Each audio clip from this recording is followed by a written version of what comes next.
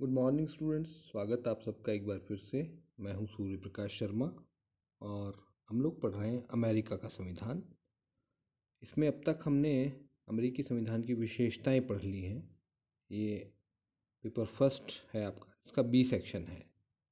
Paper first यानी प्रमुख राज्य व्यवस्थाएं, और उसका बी सेक्शन हम लोग पढ़ रहे हैं संयुक्त राज्य अमेरिका का संविधान। आज का जो हमारा टॉपिक है वो है संघवाद, अमेरिका में संघवादी व्यवस्था। बातचीत शुरू करते हैं। सबसे पहले तो आपको ये तथ्य पता होना चाहिए कि अमेरिकी जो संघीय व्यवस्था है वो सर्वाधिक प्राचीन है और जो उपलब्ध है आज। इससे पहले कोई रही होगी लेकिन वो आज नहीं है। जो उपलब्ध प्राचीन व्यवस्था है वो संयुक्त राज्य अमेरिका की है। इसका मतलब ये है कि संघीय व्यवस्थाएं उससे पहले भी रही होंगी लेकिन वो आज उपलब्ध नहीं। आज जो जिन देशों में संघीय व्यवस्था चल रही है उनमें सबसे प्राचीन संयुक्त राज्य अमेरिका की व्यवस्था है। ये जब अमेरिका का संविधान बना था 1789 में, तब से ये व्यवस्था चल रही है। आपको ये तो पता ही है कि अमेरिका भी भारत की तरह यूनाइटेड किंगडम यानी ब्रिटेन का उपनिवेश रहा। 1776 में उन्होंने अपनी आज़ादी की घोषणा की, लेकिन आज़ादी मिलते मिलते 7 साल लग गए और 1783 में औपचारिक रूप से वो स्वतंत्र हुए। ब्रिटेन ने उनको मान्यता प्रदान कर दी। उसके बाद कुछ समय तक, बल्कि इस युद्ध के दौरान भी उनका जो स्वाधीनता संग्राम था 1776 से लेकर के 1783 तक, व्यवहार में 81 तक ही चला। उसके बाद 2 साल औपचारिक मान्यता में लग गए। तो कुल मिलाकर के ये जो समय था 1776-77 में, बल्कि पहली बार अमेरिका के जो 13 उपनिवेश थे उन्होंने मिल करके एक आर्टिकल्स ऑफ द कन्फेडरेशन पर उनकी सहमति बनी, जो 1781 से लागू हुआ और 1787 जब नया संविधान उन्होंने बनाया तब तक चलता रहा। तो ये एक अलग प्रकार की व्यवस्था थी। लेकिन जब नया संविधान लागू हुआ अमेरिका में 1789 में, तो वो संघीय संविधान था। ये पहला संघीय संविधान था जो आज उपलब्ध है। दूसरी बात, अमेरिकी संविधान में कहीं पर भी फेडरेशन या फेडरलिज्म शब्द का प्रयोग नहीं किया है, लेकिन फिर भी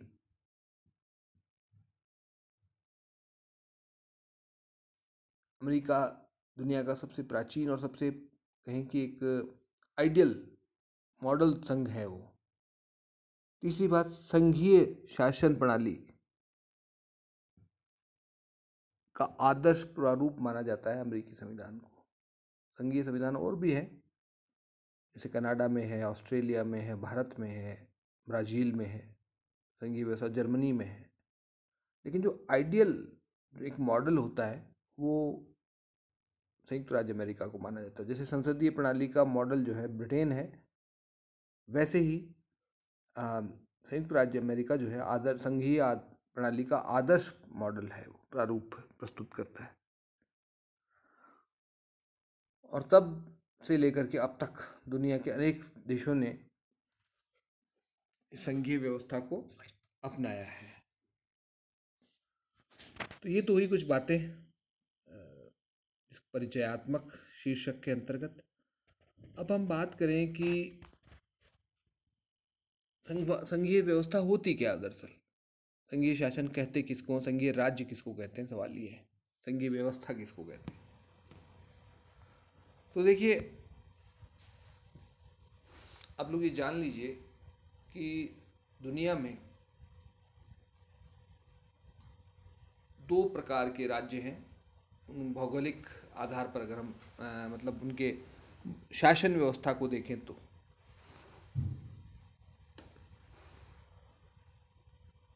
पहले शाब्दिक दृष्टि से हम देख लेते हैं। अगर शब्द के हिसाब से देखें तो संघ को जो है फेडरेशन कहते हैं अंग्रेजी में। और ये जो फेडरेशन शब्द है ये लैटिन भाषा के शब्द फोइडस, FOEDUS से उत्पन्न हुआ है। इसका अर्थ क्या है? संधि या समझौता। देखिए, जैसे हमारे हिंदी के शब्द जो हैं वो संस्कृत से बने हैं, वैसे जो अंग्रेजी के शब्द हैं वो या तो ग्रीक से बने हैं यानी यूनानी भाषा से बने, और या लैटिन भाषा जो रोम की भाषा थी प्राचीन, उससे बने। उर्दू के शब्दों की अगर आप बात करेंगे तो अरबी या फारसी से बने हैं। तो हर भाषा का अपना एक मातृभाषा है, मतलब मातृभाषा क्या, उसकी मदर मतलब जननी भाषा है ये कहें हम। जैसे हिंदी संस्कृत से बनी है, ये ज़्यादातर भारतीय भाषाएं संस्कृत से बनी हैं। तो खैर, तो ये लैटिन भाषा के शब्द फोइडस से बना है, जिसका मतलब है संधि या समझौता।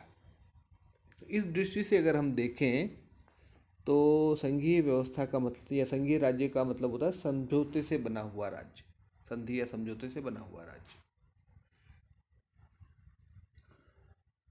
परिभाषा की बात करें उससे पहले मैं आपको ये समझा देता हूँ। होता है क्या है कि जो बड़े राज्य हैं, बड़े राज्य मतलब देश, वो इस प्रकार से संगठित करते हैं अपने आप को, ज़्यादातर, अपवाद हो सकता है, चाइना एक अपवाद है, कि राष्ट्रीय मुद्दों या राष्ट्रीय महत्व के विषयों को देखने के लिए एक अलग सरकार होती है, और क्षेत्रीय महत्व के विषयों को देखने के लिए एक अलग सरकार होती है। यानी वो राज्य इकाइयों में बटा हुआ होता है। देश जो है वो इकाइयों में बटा हुआ होता है, जिनको राज्य कहते हैं, कहीं पर प्रांत कहते हैं, कहीं पर उनको कैंटन्स कहते हैं। जैसे स्विट्जरलैंड में उनको कैंटन्स कहते हैं, कनाडा में प्रोविंसेस कहते हैं उनको, प्रांत। भारत में भी आज़ादी से पहले प्रांत ही कहा जाता था, लेकिन आज़ादी के बाद हमने संविधान में उनको स्टेट्स का नाम दिया है, दर्जा स्टेट्स कर दिया है। अमेरिका के जो अमेरिकी संघ की जो इकाइयाँ हैं उन्हें भी स्टेट्स नाम दिया गया है। यानी दो इकाइयाँ होती है, दो प्रकार की सरकारें होती है, एक पूरे देश की सरकार और एक क्षेत्रीय सरकारें जो एक क्षेत्र विशेष में काम करती है। तो इस प्रकार की व्यवस्था जो होती है उसको हम संघीय व्यवस्था कहते हैं। डाइसी जो एक ब्रिटिश विद्वान हुए हैं जिन्होंने विधि के शासन की अवधारणा दी थी, उन्होंने परिभाषा की है संघ की कि एक संघात्मक राज्य एक ऐसे राजनीतिक उपाय के अतिरिक्त कुछ नहीं है जिसका उद्देश्य राष्ट्रीय एकता तथा राज्यों के अधिकारों में मेल स्थापित करना है। इन्होंने बताया है कि क्यों बनाया जाता है। दरअसल ये एक्चुअली ये एक उद्देश्य बताया गया है कि क्यों बनाया जाता है संघ। संघ इसलिए बनाया जाता है ताकि राज्य जो इकाइयां हैं संघ की, उनकी स्वायत्ता बनी रहे और राष्ट्रीय एकता भी कायम रहे। इस दोहरे उद्देश्य से संघ का निर्माण होता है। तो आगे हम बढ़ते हैं। कुल मिलाकर के बात यह है कि संघ व्यवस्था वो व्यवस्था है जिसमें दो प्रकार की सरकारें होती हैं, और ये क्यों बनाया जाता है ताकि राष्ट्रीय एकता और स्थानीय स्वायत्तता दोनों बनी रहे। अमेरिका की स्थिति की बात अगर हम करें, थोड़ी सी यहाँ चर्चा कर लूँ, तो वो ये है कि अमेरिका जब आज़ाद हुआ था ब्रिटेन से, तो वहाँ पर 13 अलग अलग देश थे, उपनिवेश जिनको पढ़ेंगे आप किताबों में, 13 उपनिवेश थे, कॉलोनीज थी। 13 कॉलोनीज बसाई थी ब्रिटिशर्स ने अमेरिका, उत्तरी अमेरिकी महाद्वीप में। तो अमेरिका जब यहाँ से निकला तो 13 कॉलोनीज को आज़ाद करके गया, यूँ समझिए आप। या अमेरिका को जब निकाला गया, यूँ कह लें अमेरिका से निकाला गया ब्रिटेन को, तो वहाँ 13 देश थे। अब उनके सामने संकट ये था कि उनको डर ये था कि अगर हम अलग अलग रहे तो ये यूरोपीय शक्तियाँ हमको फिर से हमारे ऊपर नियंत्रण स्थापित कर सकती हैं, हम पर फिर से कब्जा ना कर लें कहीं। तो उन्होंने ये सोच करके उन्होंने एक अपने आप को संगठित किया एक कन्फेडरेशन में पहली बार तो। लेकिन उनको डर ये भी था साथ में, देखिए उनको ये तो डर था ही कि कोई विदेशी ताकत हम पर अधिकार न जमा ले। साथ ही वो ये भी चाहते थे कि हमारी स्वतंत्रता भी बनी रहे, यानी रक्षा भी हो जाए और स्वतंत्रता भी न खोएं, ऐसा वो चाहते थे। तो इसका उपाय उन्होंने पहले तो कन्फेडरेशन बना के परिसंघ बनाया, एक ढीला ढाला संघ, जिसमें संघ सरकार के या परिसंघीय सरकार के पास बहुत कम शक्तियां थी। और इतना ही नहीं, सरकार तो थी ही नहीं उसमें, एक तरह से केवल एक संघीय व्यवस्थापिका की उन्होंने प्रावधान किया था, उसमें कांग्रेस की व्यवस्था की थी, उसमें एग्जीक्यूटिव नहीं थी। उसमें एग्जीक्यूटिव का पद तो नए संविधान जो 1789 में लागू हुआ उसमें आया था पहली बार। तो इस प्रकार आपसी समझौते से उन्होंने संघ की स्थापना की। भारत के संघ की स्थिति या कनाडा के संघ की स्थिति इससे ठीक विपरीत है। अंग्रेज भारत को एक इकाई के रूप में छोड़ के गए थे, फिर हमने अपनी सुविधा के लिए हमने संघ की स्थापना की। यही कारण है कि अमेरिकी संघ के जो राज्य हैं वो ज़्यादा शक्तिशाली है, भारत संघ के जो राज्य हैं वो कमज़ोर हैं। चलिए तो आगे हम बढ़ते हैं। संविधान की संघीय लक्षण क्या क्या है? सबसे पहली बात, शासन शक्ति का दोहरा प्रयोग। इसका मतलब यह है कि दो प्रकार की सरकारें होती है संघ में, और अमेरिका में भी है। एक राष्ट्रीय सरकार है जो वाशिंगटन डीसी में है, संयुक्त राज्य अमेरिका की सरकार है,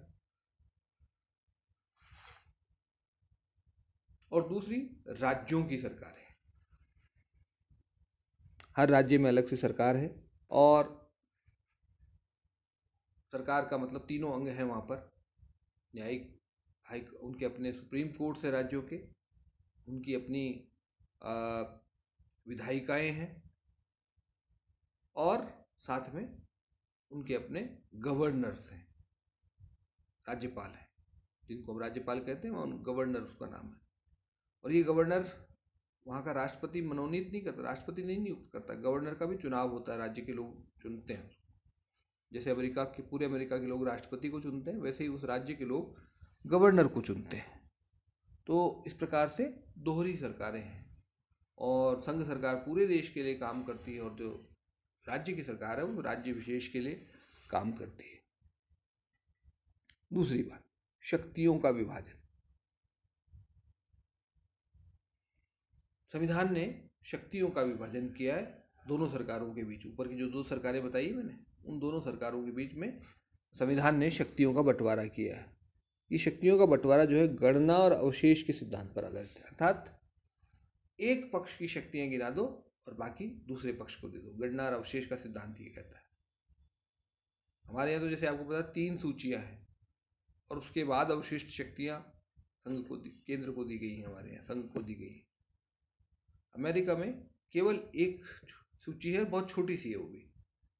पहला जो अनुच्छेद है संविधान का, उसके 8वें भाग में 8वीं जो धारा उपधारा है उसमें ये शक्तियां दी गई हैं, और इसमें संघ सरकार की शक्तियां गिनाई गई हैं, बाकी सारी शक्तियां राज्यों को दे दी गई हैं। दूसरी बात इसमें यह है कि, बल्कि तीसरी बात, 2 बातें तो हो ही गई, गणना और अवशेष का सिद्धांत है। दूसरी बात यह है कि अनुच्छेद 1 ब्रैकेट में 8वीं उपधारा, यानी पहले अनुच्छेद की 8वीं उपधारा में संघ सरकार की शक्तियों को गिना दिया गया है, और बाकी सारी शक्तियां राज्यों को दे दी गई। तीसरी बात यह है कि ये आवश्यक तथा उचित कानून बनाने की शक्ति, ये एक बड़ी इंपॉर्टेंट बात है। यानी जो 8वीं उपधारा है उसमें संघ की शक्तियां गिना दी गई हैं, कांग्रेस की शक्तियों को गिनाया गया है, और बाकी ये लास्ट में लिख दिया गया है कि इन सब शक्तियों का प्रयोग करने के लिए कांग्रेस को उचित, आवश्यक और उचित कानून बनाने की शक्ति प्राप्त होगी। तो इस आवश्यक और उचित कानून बनाने की जो शक्ति मिल गई, इससे कांग्रेस की शक्तियां बहुत अधिक बढ़ गई हैं।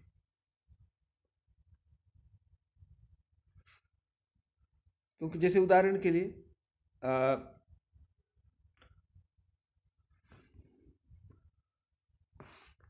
संविधान में ट्रेड एंड कॉमर्स की शक्ति को नियंत्रित करने की शक्ति कांग्रेस को दी गई, व्यापार और वाणिज्य की शक्ति। लेकिन संविधान में एक बैंक बनाने की या मुद्रा के चलन की कोई व्यवस्था प्रावधान नहीं किया गया था। तो ये शक्ति संघ की जो व्यवस्थापिका है कांग्रेस, ये ने आवश्यक और उचित कानून बनाने की शक्ति के तहत प्राप्त की। और सुप्रीम कोर्ट ने फिर बड़ी अच्छी व्याख्याएं की इसके लिए करके, और उन्होंने एक सिद्धांत प्रतिपादित किया जिसको कहा जाता है अंतर्निहित शक्तियों का सिद्धांत। इसका मतलब ये है कि जो काम कांग्रेस को सौंपे गए हैं उनको करने के लिए जो आवश्यक काम शक्तियां आवश्यक हों उसे, वो भी उसे प्राप्त होंगी। ये अमेरिका के सुप्रीम कोर्ट ने मैकुलक बनाम मैरीलैंड के मुकदमे में 1819 में इस सिद्धांत को मान्यता प्रदान की। चौथी बात इसमें यह है कि संघ सरकार हेतु निषिद्ध शक्तियां, कुछ शक्तियां संघ सरकार के लिए निषिद्ध की गई हैं।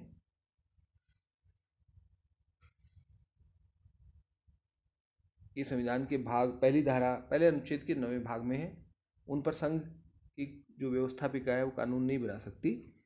इसी तरह से राज्यों के लिए भी कुछ शक्तियां निषिद्ध की गई हैं, वो 1(10) में दी गई हैं।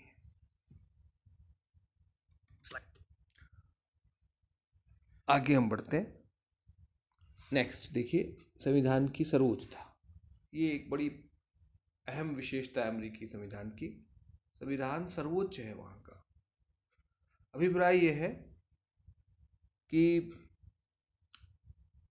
संविधान ने ही सरकार के जो 3 अंग हैं उनके बीच शक्तियों का वितरण किया है, और संविधान उन सब से ऊपर है। कोई भी संविधान के ऊपर नहीं है। संविधान ही शक्तियों का वितरण करता है और संविधान को सभी को मानना है। और अमेरिका में संविधान का बड़ा सम्मान है क्योंकि वो सर्वोच्च है, कोई भी उसका उल्लंघन नहीं कर सकता। नेक्स्ट है न्यायिक सर्वोच्चता का सिद्धांत। अमेरिकी संघ की एक विशेषता ये भी है कि न्यायपालिका को सर्वोच्च रखा गया है। कार्यपालिका और व्यवस्थापिका के बीच के जो गलत कार्य होंगे उनको देखने के लिए, उनको रोकने के लिए कि वो संविधान का उल्लंघन न कर सकें, न्यायिक सर्वोच्चता के सिद्धांत को अपनाया गया है। और न्यायिक सर्वोच्चता का सिद्धांत ये है, का अर्थ ये है कि संविधान की किसी शब्दावली का क्या अर्थ होगा ये निर्णय करने का अंतिम अधिकार सुप्रीम कोर्ट, संविधान की व्याख्या करना कहते हैं इसको हम, संविधान की व्याख्या करने का अधिकार सुप्रीम कोर्ट को है। और इस आधार पर वो सब कांग्रेस द्वारा बनाए गए कानूनों की संवैधानिकता को भी तय करता है और राष्ट्रपति के आदेशों की संवैधानिकता को तय करता है। और अगर वो पाता है कि वो अनकॉन्स्टिट्यूशनल है, असंवैधानिक है, तो वो उन्हें निरस्त कर सकता है। नेक्स्ट चीज़ है दोहरी नागरिकता। अमेरिका में दोहरी नागरिकता है, यानी हर व्यक्ति एक तो संयुक्त राज्य अमेरिका का नागरिक होता है वहाँ पर, और दूसरा वो उस राज्य का नागरिक होता है जहाँ वो रहता है। जैसे कैलिफोर्निया का नागरिक हो कोई व्यक्ति है तो वो कैलिफोर्निया का नागरिक है और पूरे संयुक्त राज्य अमेरिका का नागरिक। वो हमारे यहाँ आता है तो वो हमें तो वो यूएस सिटीजन ही बताएगा वो, लेकिन वो अपने अंदर वहाँ के देश के हिसाब से बात करें तो कैलिफोर्निया का भी नागरिक होगा या न्यूयॉर्क का नागरिक होगा या फिर जो है अन्य किसी स्टेट का नागरिक होगा, मैसाचुसेट्स का नागरिक हो सकता है, वो ओहायो का हो सकता है, या तमाम जो 50 राज्य उनमें से किसी का भी हो सकता है। नेक्स्ट है दोहरी व्यवस्थापिका, संघीय व्यवस्थापिका के द्वितीय सदन में राज्यों को समान प्रतिनिधित्व। ये एक बड़ी अहम विशेषता है संघ की, बहुत ही महत्वपूर्ण विशेषता है। 2 सदन हैं कांग्रेस के संघीय व्यवस्थापिका के। पहला है प्रतिनिधि सभा, इसको निम्न सदन कहा जाता है, और दूसरा सीनेट, जिसको उच्च सदन या सेकंड चैम्बर कहा जाता है।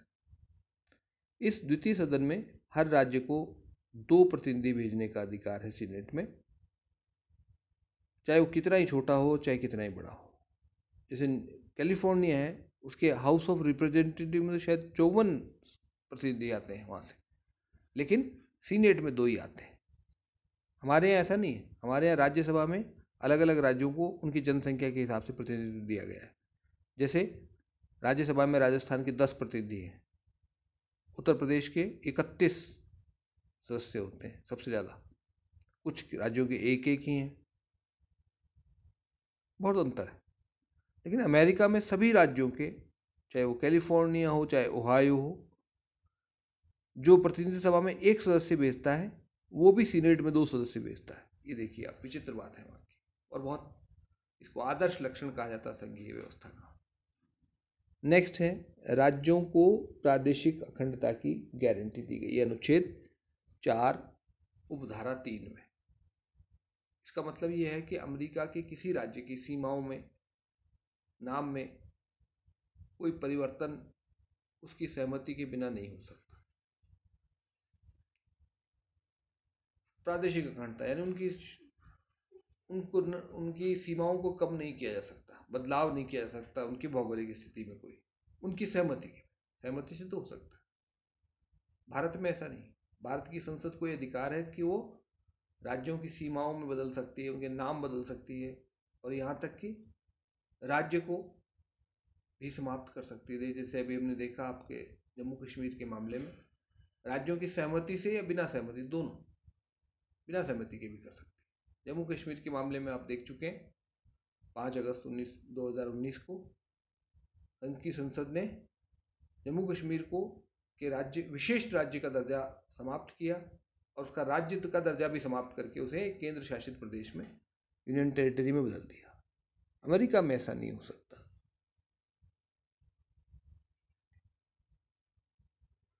और इसीलिए अमेरिका संघ के बारे में कहा जाता है कि वो अविनाशी राज्यों का अविनाशी संघ है। तो संघ नष्ट हो सकता है, न राज्य नष्ट हो सकते।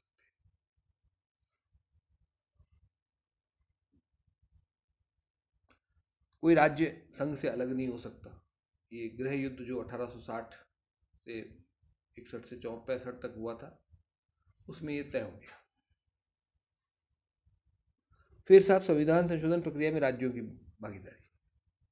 संविधान का जो संशोधन होता है उसमें राज्यों को भागीदारी दी गई है। संघ का संविधान संशोधन का प्रस्ताव तो संघ की कांग्रेस में शुरू हो सकता है, या